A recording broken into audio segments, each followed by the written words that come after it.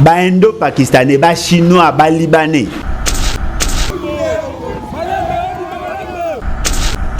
Biso to supporter l'insupportable. En Afrique du Sud, on a vu des actions. C'est vrai qu'on peut parler à xénophobie et tout ça. C'est bon, c'est vrai.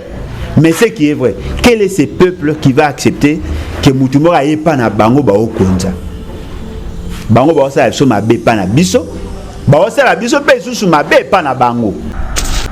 C'est le temps pour nous de nous lever et d'enclencher l'article 64. Comme ça, on va résoudre de manière durable le problème et permettre à ce que nous espérions un avenir meilleur.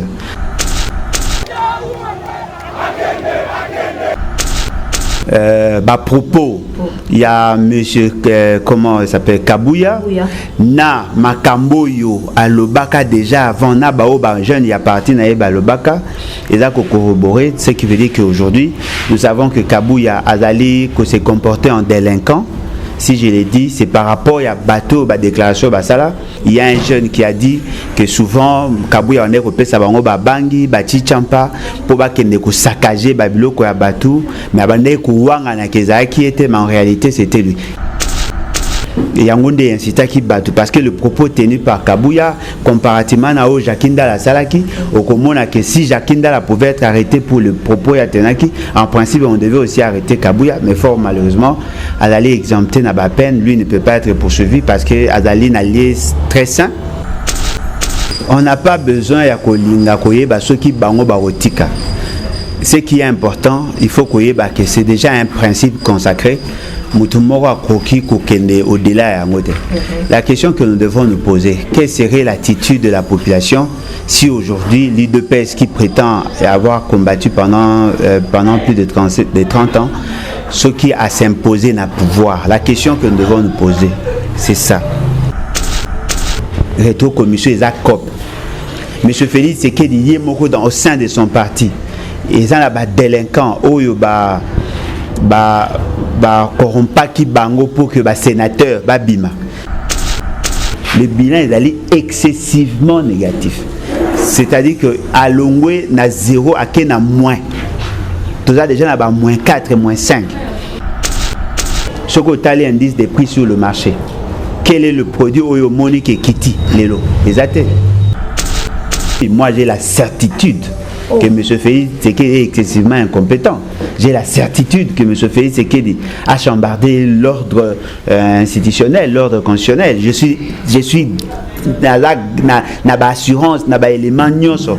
Il y a qu'à démontrer que la vie au Congo aujourd'hui est commis en fer.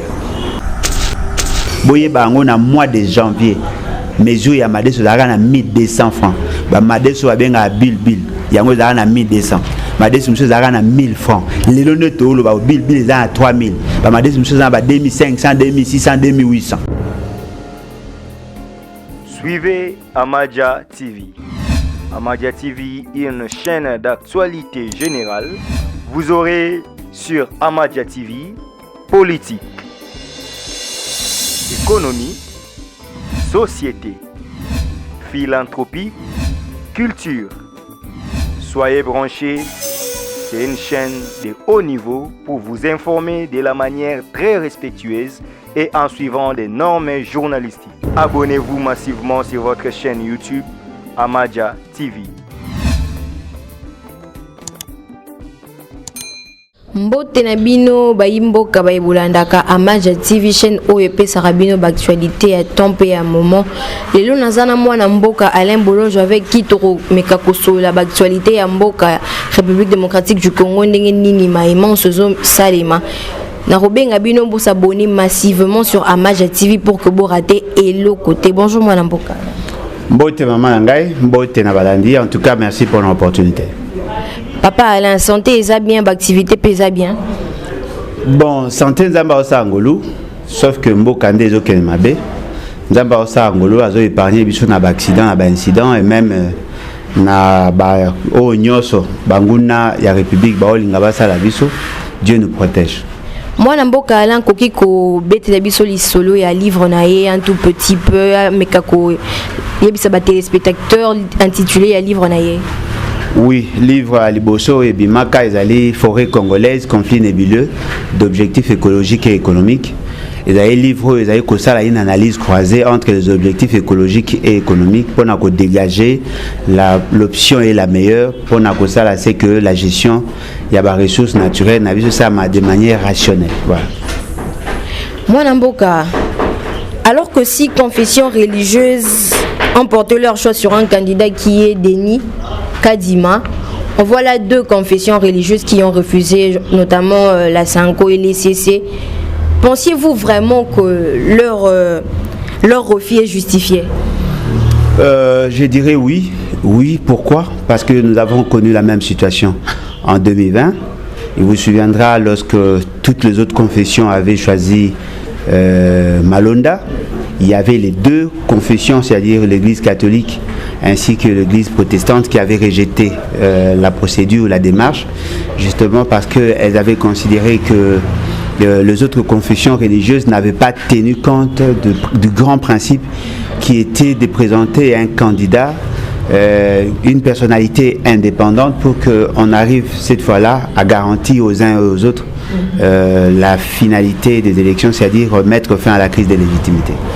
Étant donné que ces principes-là n'ont pas été respectés pour Malonda, on se rend compte qu'aujourd'hui nous sommes dans la même configuration et fort malheureusement cette fois-ci couronné de la corruption parce que nous apprenons qu'il y a l'argent qui a circulé justement pour donner des orientations.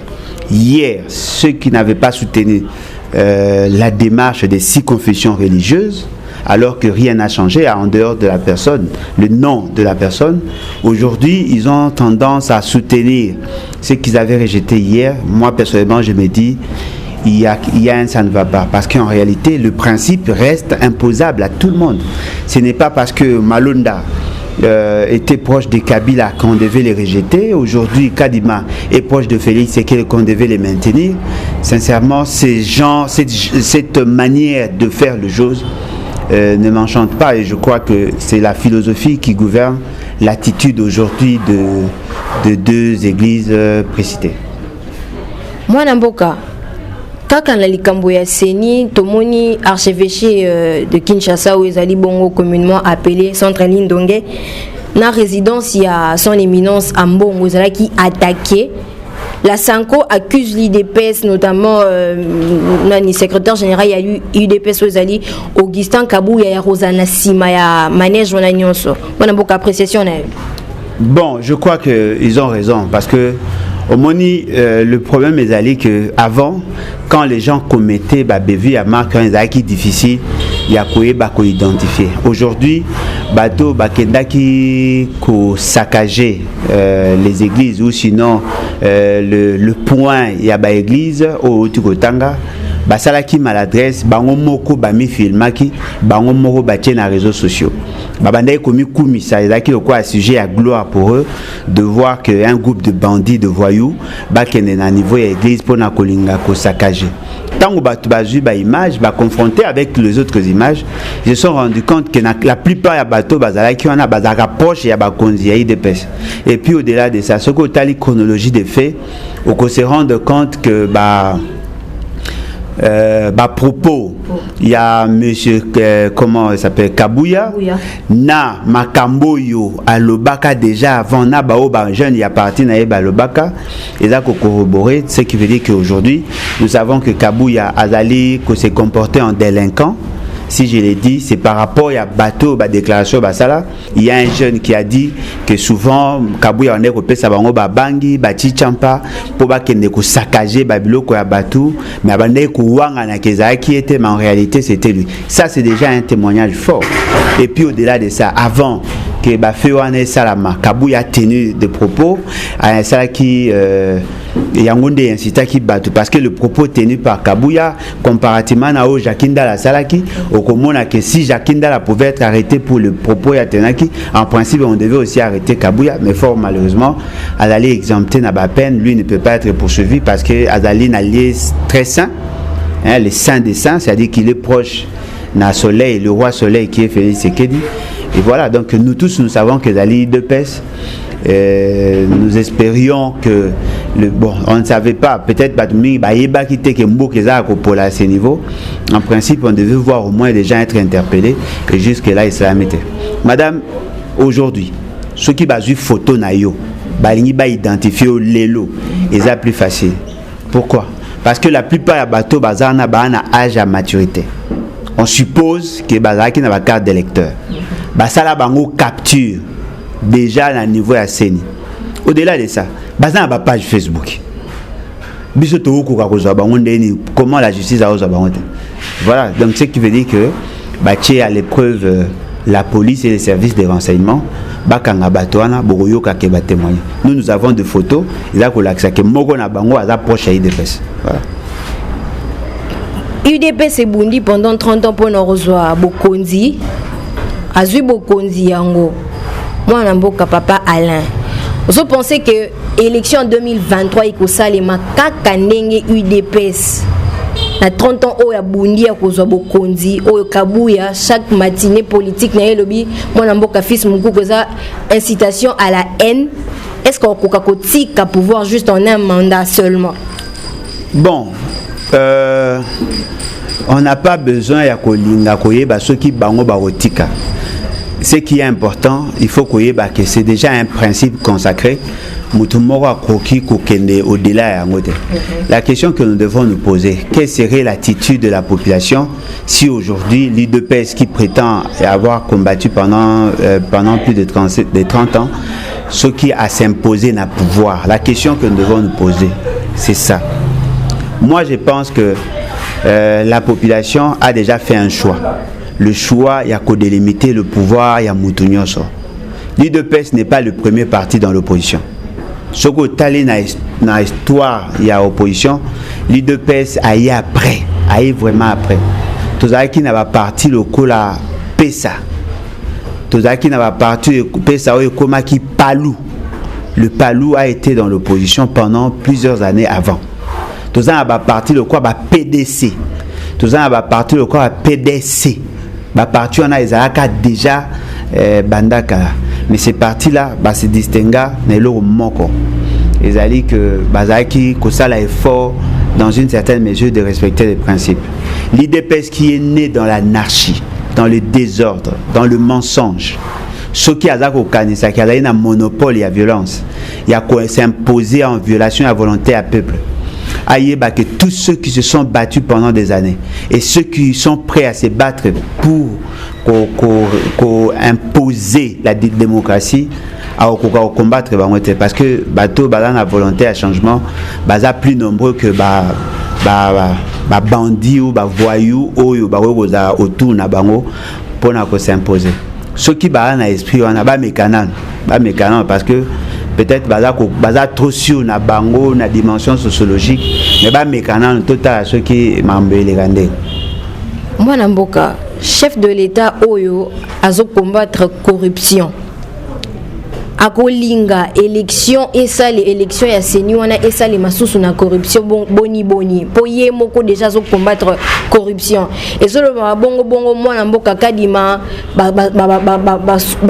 sudoya ki batu ebele pour que imposer moi Namboka kadima chef de l'État oyo azali mutu azo combattre corruption mona yo ezani ni pona ye bon ngana loba eloko na ete na ko loba ndé peut-être pona yo tango oza ko affirmer ou oza ko lingo confirmer que azo bunisa corruption mais ka nini yo mona bunisa corruption.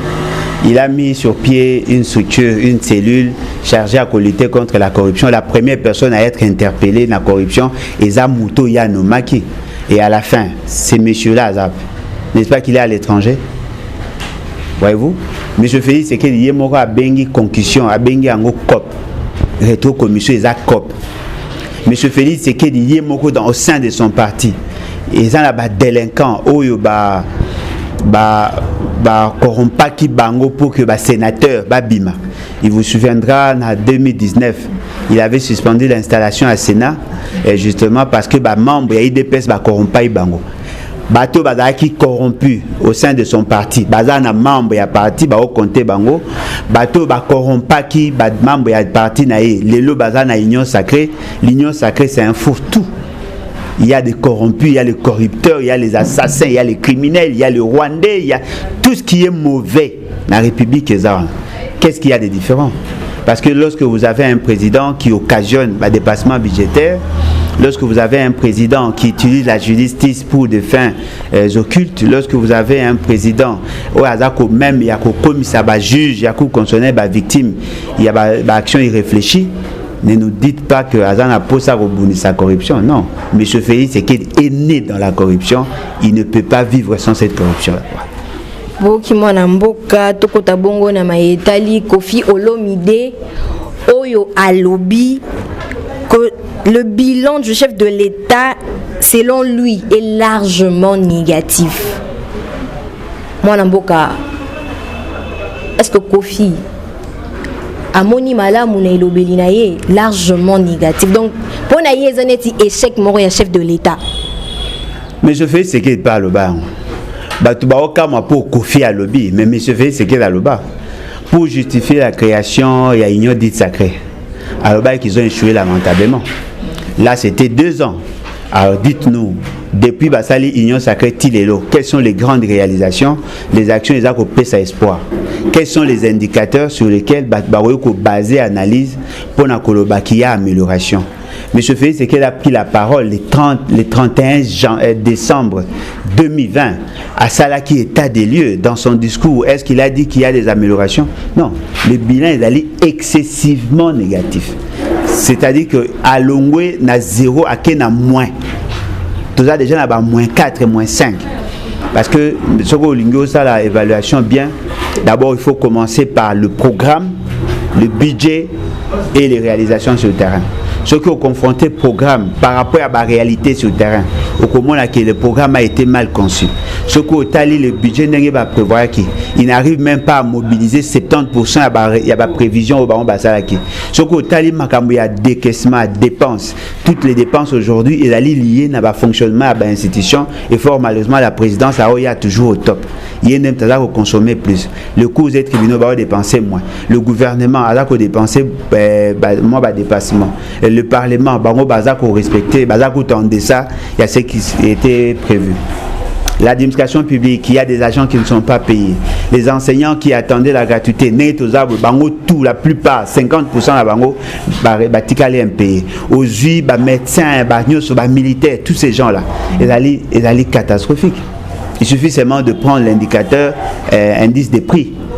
Ce qu'on a l'indice des prix sur le marché. Quel est le produit au Monique et Kitty Lelo? Les athées. Aux amoisi au Kendara Wenze.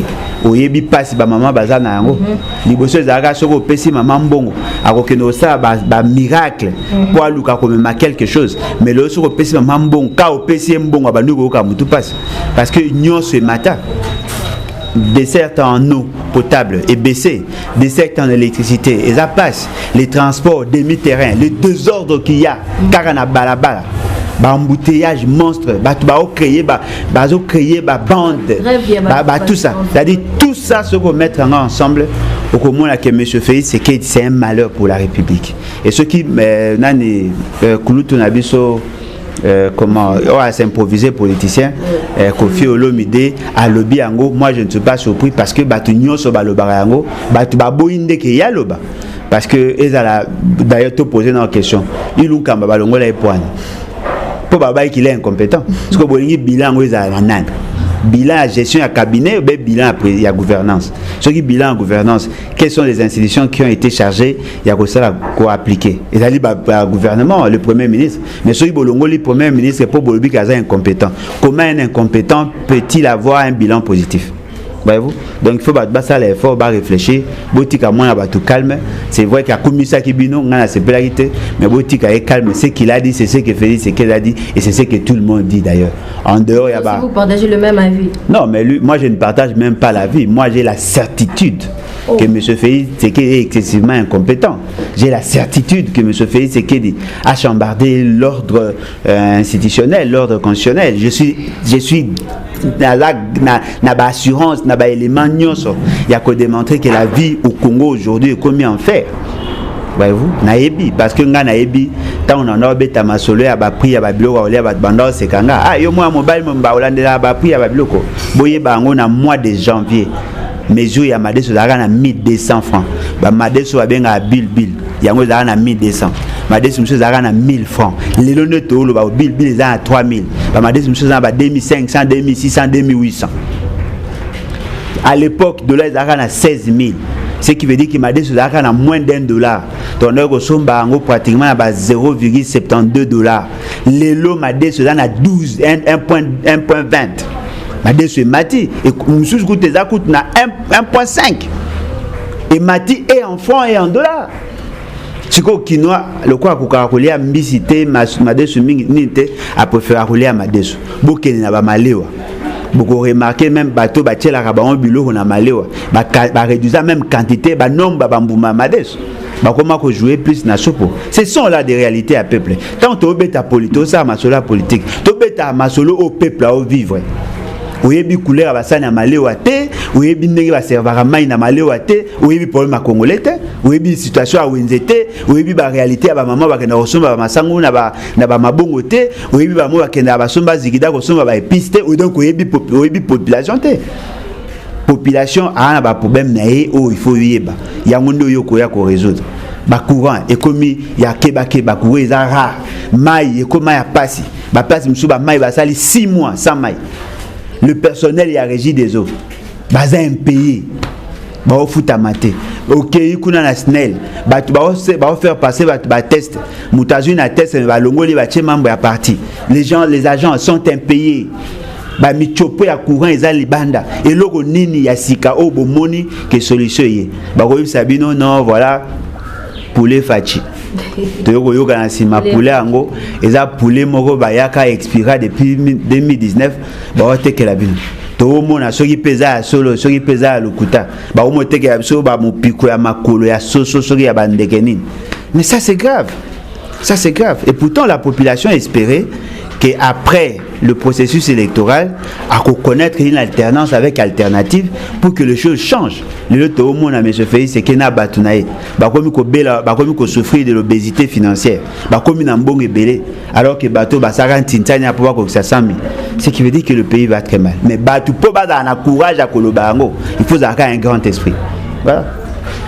Mwana mboka lobi mboka eza bien te mboka eza bongo ya kobeba mwana mboka tomoni matata ponyo qui se plaint il y a dizaines de policiers baye na ndaku na ye qui l'ont menacé pona yo est-ce ça la loi pona aboya qui se présenter ko répondre favorablement à l'appel au ya parquet bengaki sur l'affaire Bukanga Lonzo baye na résidence na ye ba menacé ye ba cotelier il paraîtrait na chambre. Est-ce que la loi ou les policiers devraient procéder de telle manière? Bon, tout dépend de quel type de police tu as. Tu as la police tshisekediste. La police tshisekediste, bango balaye ba anarchiste. Quand un secrétaire général na bango qui est capable de kabula batu minduki, qui est capable de pesa batu bachi champana ba bangi pour que ba perdre milimo, ndenge mo pe police na bango wana eza ko sala. Mais c'est quand même décevant. Au moni loko ezali vrai mutu moko ta azali au-dessus de la loi. Ni Matata, ni les procureurs, ni la police.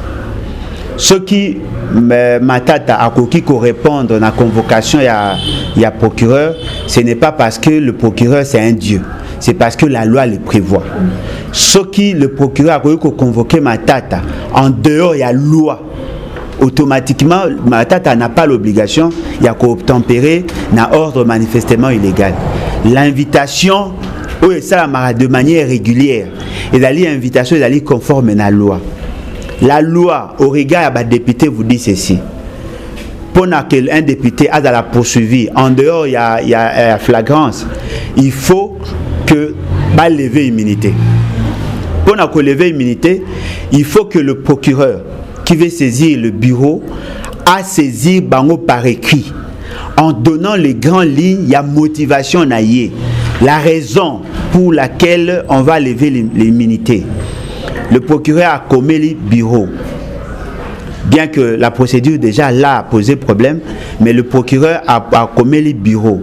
À l'objet, voilà, on a des éléments, tel élément, tel élément, tel élément, tel élément pour tel dossier. Le bureau a saisi plénière, la plénière a rejeté. Va créer un autre dossier. dossier on a le bureau a obtempéré justement pour na ko banga que batba le bakaza ko bloquer justice, le bureau l'a livré. Dossier ba livré là qui par rapport à ba makambo ya réalisation. Ils arrivent là-bas. Ba confronter, ba donner au Yazaki Nango, n'a ba donné à procureur. La justice a constaté que le procureur n'avait pas d'éléments. Le dossier a été traité bien avant Matata. La liste a été établie bien avant Matata. On ne pouvait pas le poursuivre. Même les ambassades à pays, ba eko même ba éléments. La Banque mondiale qui était au four et au moulin à dossier a apporté ba éclaircissement à lobby que ces dossiers-là a été traité bien avant et Matata n'était pour rien. Les listes est là, effectivement, solo, pays oyo bayaki na ba preuve, ekolo bakeno voilà, biso tozaki pour la part ya ba ressortissant na biso, ju dossier na balali, libéré alors qu'il était sous mandat d'arrêt provisoire. Pendant que aussi si dossier là, ce procureur s'est permis, il y a qu'à ressusciter le dossier au Sénat déjà à Boyaki. Matata n'est pas obligé de répondre à cette invitation. Mais peut-être que par élégance, Toyoki a tindaki ba avocat nae, ba kende ko faire voir le procureur. Mais le kola yi azali sous le commandement ya batu ya IDPS, azali na intendance ya komema. Atindi apesi batu mandat d'amener. Mandat d'amener veut dire ba pesi bango ordre, ba zwa mutu wana, ba memela ye.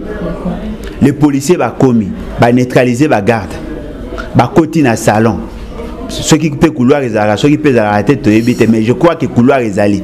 Ba koti na couloir, ba komi na chambre na ye. Ba moni ye pe. Azaki na mwasi na ye. Ba menacer ba sali notu ba kosala, après ba bengi ba onso na na téléphone, ba bimi. Mais mandat d'arrêt n'a pas été exécuté. Ceux qui boza na posa ko aider République. Bon, on a posé à Kokangabato Baïbambong. Mais si vous prenez la décision à Kokangaye, mais pourquoi l'avoir relâché? En principe, lorsqu'on émet un mandat d'amener et que l'on trouve la personne, on doit l'amener. Ce que mandat d'amener est commis provisoire. Pourquoi n'a-t-il pas été arrêté? Et pourquoi Bozongi? Tant qu'on a fini, on a réfléchi, on a dit, il était empoisonné. Fort malheureusement, Salaka a évidemment qu'il était empoisonné. Batu ba moni ki akufa te, ba moni ki makambo eza ko évoluer tout ça, ba moni peut-être on a zo kanisa peut-être ba habiter to luka sous occasion to approcher. Tant mususu pe ko za occasion on va trouver. C'est-à-dire que c'est quand même dangereux. Nous ne confirmons pas mais nous réfléchissons.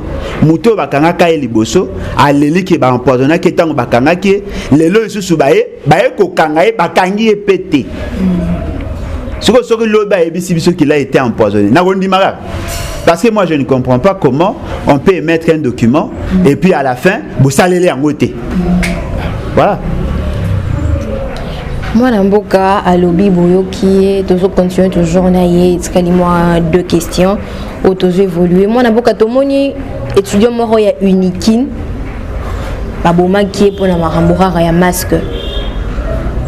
Adjudant chef Moussou Soupé Baboma qui est pas collègue na epera ya Moussala na bandalungu alikolo ya masque. Maman moro boisa qui peut interpeller sous la discussion entre ba policier mi balé policier moko abomi muninga na epeli sous policier.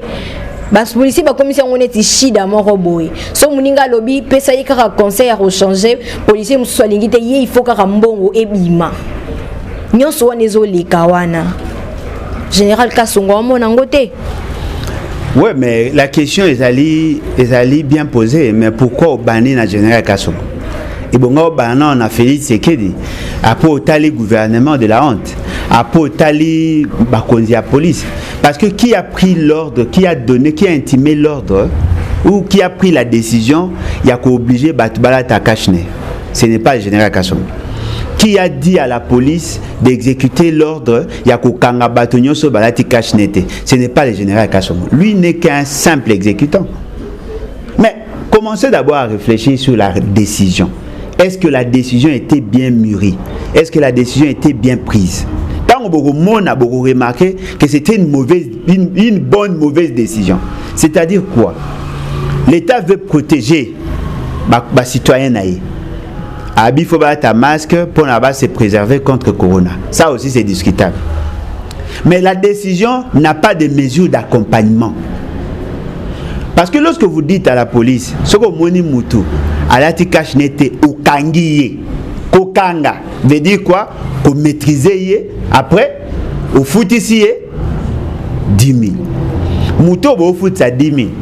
Vous posez question, alati cash nete ponane. Espoir boy, tout poisana yangote. Cash neza combien? Cash neza mi balé na 500 francs. Moko ya noir na 500 francs. Mais yé azana ngote po azangi 500 francs ko somba mi balé, mais bo linga yé afuta 10 000. 10 000 yango bolobi ba ko futa ngo na pas policier te, ba ko futa ngo na DGRK. Mais vous posez question, combien de bureaux il y a DGRK et combien de personnel il y a DGRK au beau recruter pour que Bazala omniprésent. Il faut que partout il y a les policiers, partout il y a l'infraction, au bien créer un nom, ce que vous pouvez comporter, cash neba kangayo. Il faut que le bureau là où on va verser l'argent est dans la non-loi ici quand vous bien un crime et c'est commettre. Parce que à mando beau foot ça y est. En principe, en réalité. Quand on fout sa moto amende, il faut que la non le escalier au foot, beaucoup ça est ni, beaucoup ça est ni pas que nous fout à la banque, beaucoup à reconnaître policier, le policier à reconnaître naïe, bah on fout à la caisse. Est-ce que policier au bokindi kuna a la condition à condi marobo à corruption? Vous voyez, quand vous êtes dans la gouvernance, il faut réfléchir en intégrant toutes ces variantes là. Bango bazu décision et réfléchit. Basala qui a une marque à kolinga ko intimider. Le col est simbité et que baoyo ka soni ko retirer décision na bango, la police maintenant en profite pour se faire de l'argent. Maman, police a foutu à 167 000 francs. Maintenant la possibilité au kanga 10 personnes par jour ba ati cash nete. C'est-à-dire en une journée, soka bundi makasa rose à 100 000 francs. Na 100 000 francs soka kaboli na ba konzina ye a ko tika na 30 000 francs. Pour 30 000 policiers ko boma mutu. C'est-à-dire que vous avez une condition de clochardisation et au même moment, vous avez une responsabilité à Gozambon. L'État n'a jamais, dans l'État, on n'a jamais donné le pouvoir à la police, à la capacité à percevoir Mbongo. C'est-à-dire que vous avez des ordres dans le pays. Maintenant, Batouba Okufa. Batouba quand ça est Batbabani Okufa lelo non. Na vague aliboso Batouba Okufa, na vague ami Baye Batouba Okufa, lelo na vague ami Satou Batouba Okufa. Question. Corona est bomi combien de personnes Batouba Okufi à cause de la décision baza combien? Ce qui vous calculer en termes de pourcentage. Beaucoup remarqué que Batouba Okufi na massa subi à Okufi par maladresse à la police, il a représenté pratiquement 5% ya Batouba Okufi na corona. Ce qui veut dire que la situation est grave. On a enregistré près de 25 000 personnes contaminées. Il y a plus de 24 000 guéris. Bateau batikali mingi baza na kata hôpital ba Hollande ya ba traitement na ba déclarer ba honte. Mais bateau ba kufi ba comme même pas 300 personnes. Pourquoi bocha batu na psychose? Pourquoi bolinga bo bangisa batu ko? Non, corona za mabe oui, mais corona ne tue pas ici au Congo, ndenge yebo ma libanda. Botika batu ba vivre calmement. Ce qui est monique bozali na posa ko aider congolais. Le kola batu mingi oyo baza kolata cash nete na Kinshasa ba na bango ebelete. Au lieu de donner l'arme na policier pour kabeta masasi. Ne masasi na batu. Na reprouver ou bo pesa bango nde ba cash ne. Oui. Parce que ba don o ba chinois na ba pays étranger ba pesi so ba don. Ya ba cash ne. Bozui cash ne o ba pesi bino na don, beaucoup bi côté que la ba commerçant pour attaquer la population. Qui gagne? Qui gère le fonds là? Mouta ti cash n'était au Kangi, mais Mouta détourné cash n'est à l'État pour vendre boutique. Est-ce que bon moi beaucoup est normal? C'est-à-dire que nous avons la malchance d'avoir des gens qui réfléchissent grâce à leur ventre. Ceux qui a Zananzala à réfléchir autrement. Ceux qui a tondi, c'est pas comme ça on doit gérer la République. Moutoro a qui veut protéger contre le corona à coup finalisé. Ridicule. Moi namboka to moni bongo na Inde congolais moko babomié. Mais so tamboli na kin na biso, les Indiens sont protégés comme pas possible. Donc awa so meki osimba indien na ye moko congolais a telemela yo. Entre biso no to lingani te. Et bongo muto libanda o linga biso mona mboka bana. Bon, tout à peine à posa pe to milingana te. tous années na posa tout respecter la loi. Voyez-vous, au moins tu respecter la loi impose la discipline. Tous années tu tozaboy yo za na droit ngana na droit ata yo linginga te soko respecter droit na to fa na so kimia. La loi vous dit que le Congolais baza na droit ya ko jouir na ba bien na bango. Mutu moka oti libanda aye aza ko dominer ba Congolais, l'État qui est supposé protéger les intérêts et des étrangers et surtout des Congolais aza ko protéger intérêts à étrangers au détriment de la population. Nous ne sommes pas des xénophobes.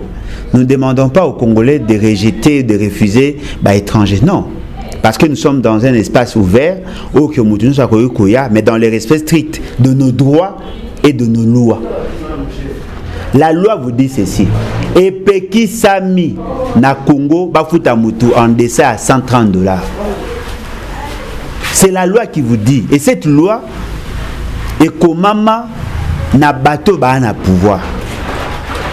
Ba Indo-Pakistanais, ba Chinois, ba Libanais, ba ofuta Congolais moins de $130. L'État, oh yazali supposé à cause de la gardien, il y a ba droit et des devoirs, il y a ba tout. Cet État-là encourage ba étranger ba futa bateau en dessous pour nani. A futi yo $50 ou $60 ou 80, mbongo wana etikali a futa bango par les rétro-commissions au Félix Tshisekedi Alingaka. Biso to supporter l'insupportable. En Afrique du Sud, on a vu des actions. C'est vrai qu'on peut parler à xénophobie et tout ça. C'est bon, c'est vrai. Mais ce qui est vrai, quel est ce peuple qui va accepter que Moutumora ait pas na bango ba okonza? Bango ba osa biso mabe pa na biso. Ba osa la biso pe susu mabe pa na bango. Bon mais quand on commis poser question. Pourquoi banana biso ba komi ko zara banzela ba ya milai ko kenda ko katsaka ba mer pour ba comme en Europe? Pourquoi on bazana tozana la facilité ya ko za visa te? Pourquoi? Et pourquoi les autres viennent facilement chez nous et puis quand ils viennent ba ya ne pona ko imposer biso vision na bango? Pourquoi? Vous savez pourquoi? Parce que vous avez des soi-disant dirigeants qui apparaissent comme des lâches. Dans le but que ba lâche, baza ko apparaître comme des lâches. Parce qu'un parent responsable, il protège les intérêts de ses enfants. Les dirigeants, bazali considérés comme des parents pour un État. Bateau, bazali censé, il y a qu'à protéger les intérêts à bateau. Nous avons un ambassadeur en Inde. Nous avons un ambassadeur en Chine. Quand on tue le Congolais là-bas, les Chinois attendent à ce que votre ambassadeur a réagi, attendent à ce que votre ministre des Affaires étrangères a réagi, attendent à ce que celui que vous appelez président a réagi. Quand ils sentent que vous ne réagissez pas, bien, ça c'est un peuple abandonné, comme le quoi, oiseau sauvage, ou na maître était mututoire ou kubomande balingi. C'est pas comme ça. Nana mona muta swani na muninga po babomi soso nai. Soso.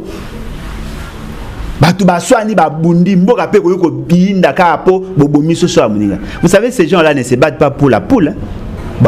Pour la dignité. Il faut qu'on respecte le Konanga. Ce qu'on respecte, pas discussion, pas babundi, pas ami bomi. Ce n'est pas que va couper les sosos, non, va couper les dignités. Mais chez nous, ce n'est pas le cas. On tue un Congolais. Est-ce que Boyo qui même ambassadeur interpellé? Mais vous avez peureux, vous avez bateau, vous avez un degré à conscience quasi nul. Ce n'est pas normal. Est-ce que vous avez normal? Notre frère, Baboumi, il est arabe. Nous avons vu ça, moi, sur papa, Tumba, et les arabes, arrangement entre familles, peut-être. C'est pas comme ça. Il faut que tout ça en sorte, que tout protéger. Nous sommes des politiques. Le peuple est en abisso. Bien que on va consommer en abisso. Ceux qui te protéger, on te ça et l'autre. Mboka oyo ba zoba oto mona na mukili. Et là mboka oyo plus de 6 millions de personnes ba boma bango mais beaucoup mi copains comme cochon na bateau ba boma ba na biso. Mboka bu zoba ezaka ba mboka marque. Et ça la rate. Il y a une légèreté en gros ba même na gouvernance. Ezani. Est-ce que vous trouvez ça normal? On tue votre frère. Aucune réaction. Non, mais pour convoquer ambassadeur Nabango, qu'est-ce qui s'était passé réellement? Et puis, bon, obligé Nabango va libérer sans condition, Bandeko va manifester pour futiger le fait que Nabango va kangi bango.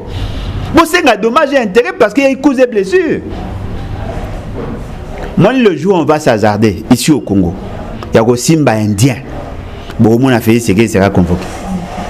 Mais il y a Bino, beaucoup de Tchana, il y a Tina, beaucoup de Tina. C'est pas comme ça. Et ça Sony. Vous sentez que je vais réagir. Je vais réagir à moyen tout. Pourquoi? Parce qu'elle a eu fouille en train. Pour ma dignité, je vais me battre. Mais Bino va bomber de aujourd'hui, tout le monde est jeune. Qui va manifester. Là, maintenant, vous allez voir la police va venir, gaz lacrymogène, parce que va protéger. Je n'encourage pas jeune qui se venger. Mais si nous ne réagissons pas, on risque de croire que nous tous nous sommes des lâches. Non, lâche baza, bisopetoza. Voilà. Moi, Namboka appelle le gouvernement pour réagir face à cette situation. On va prendre une dernière question pour clôturer. Moi, Namboka, depuis que l'état de siège a été décrété, dites-moi, y a-t-il un changement face à cela? Non, mais la question doit être posée à Félix Tshisekedi et à sa bande. Vous savez, la finalité d'une action politique n'est pas de voir ce que nous voyons. La finalité, c'est de mettre fin à l'insécurité. L'insécurité continue. Tout le monde voit comment le pays est géré, et surtout cette partie. Il y a des gens qui continuent à être tués. Et fort malheureusement, toutes les mesures ou tout le plan qu'on a, le plan opérationnel qu'on a tenté de présenter à la population n'apporte pas de fruits.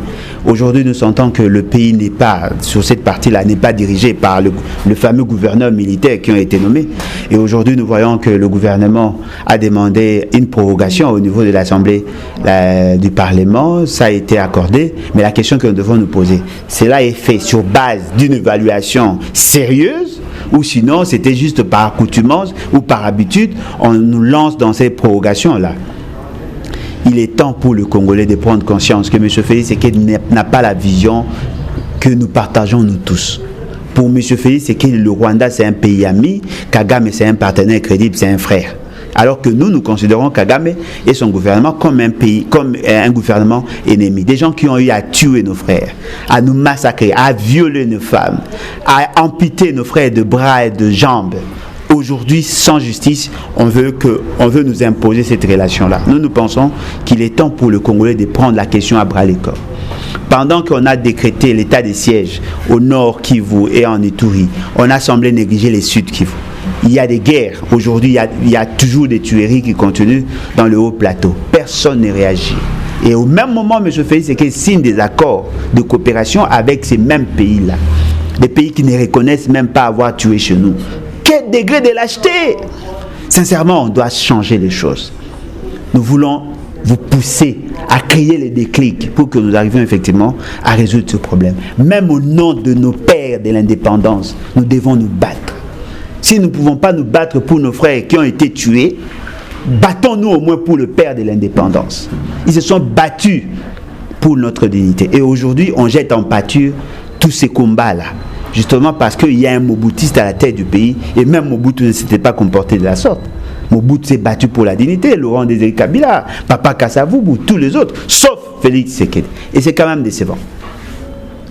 Nous voici arrivés largement à la fin de cette émission. On va donner un mot de fin à notre papa Alain, qui va essayer de parler avec les Congolais qui l'écoutent maintenant. Papa Alain, votre mot de la fin. Bon, moi je crois qu'il est temps pour nous de lever de bonnes options, parce que nous sentons que le pays est pris en otage par une association que vous appelez Union dite sacrée. Il est temps pour nous de prendre de bonnes décisions. En quoi faisant? En enclenchant l'article 64. Nous avons besoin d'une révolution. Cette révolution qui va nous faire sortir de ces carcans-là, qu'on nous met dans ces guet-apens-là, que nous amène M. Félix Tshisekedi. Nous voulons les changements à un prix. Ici, nous ne parlons pas en termes d'amour. Nous parlons en termes d'amour de la patrie. Il faut éviter d'aimer plus le parti et aimer plus la patrie. C'est-à-dire que quand vous confondez la patrie et le parti, ça pose problème. Nous avons besoin de changements, et les changements à un prix, comme nous l'avons dit, c'est le temps pour nous de nous lever et d'enclencher l'article 64. Comme ça, on va résoudre de manière durable le problème et permettre à ce que nous espérions un avenir meilleur. La population congolaise vit aujourd'hui dans la pauvreté et nous devons tous nous investir pour renverser la tendance. pour y arriver, nous devons avoir de bons dirigeants, des gens qui ont été préparés, qui sont pétris de valeurs cardinales, qui ont le souci de voir le pays être mis sur l'orbite des développements. Et fort malheureusement, nous sentons qu'il y a beaucoup d'étâtonnements, beaucoup de faiblesses. Nous avons créé pour vous un parti politique. Lèvons-nous et bâtissons les BAT, qui est un parti à tendance idéologique progressiste, qui a besoin de votre apport, de votre accompagnement. Ensemble, faisons en sorte que nous ayons des partis politiques qui sont basés essentiellement sur des valeurs, essentiellement sur des valeurs cardinales telles que la justice, l'indépendance, la paix, l'égalité et tous ces éléments-là qui constituent les idées forces qui sont le socle de la démocratie. Venez adhérer massivement à notre parti. Vous pouvez nous appeler au numéro plus 243 81 250 28 51 81 250 28 51. Merci beaucoup. Merci Mwanamboka, papa Alain qui était là pour répondre à nos questions sur l'actualité aux Zalaki Bongo ya République démocratique du Congo. Tokomi Bongo na Souka na lobby. Merci na bainyon sobalandaka Amaja TV na bainyon sobalandi émission o na moni Bongo Ruben o a filmé émission o pour que ezala diffuser. Je vois là Starly Lima qui sera là en un montage pour monter cette émission. Je vois là ma tante Betty Fabella qui nous soutient depuis London. Je vois là le boss Amaja qui nous soutient depuis quelque part et le cordon Steve Kambanga qui est là toujours pour nous motiver à travailler. C'était là Bénédicte Mbembele, votre humble journaliste qui vous propose des émissions qui font réfléchir. Je vous donne rendez-vous pour un prochain numéro. Vous allez toujours brancher sur Amaja TV. Bobo Snate ko s'abonner massivement pour ne pas rater actualité de mon côté. Merci, bisous, bye. Suivez Amaja TV. Amaja TV est une chaîne d'actualité générale. Vous aurez sur Amaja TV politique, économie, société, philanthropie, culture. Soyez branchés, c'est une chaîne de haut niveau pour vous informer de la manière très respectueuse et en suivant des normes journalistiques. Abonnez-vous massivement sur votre chaîne YouTube Amaja TV.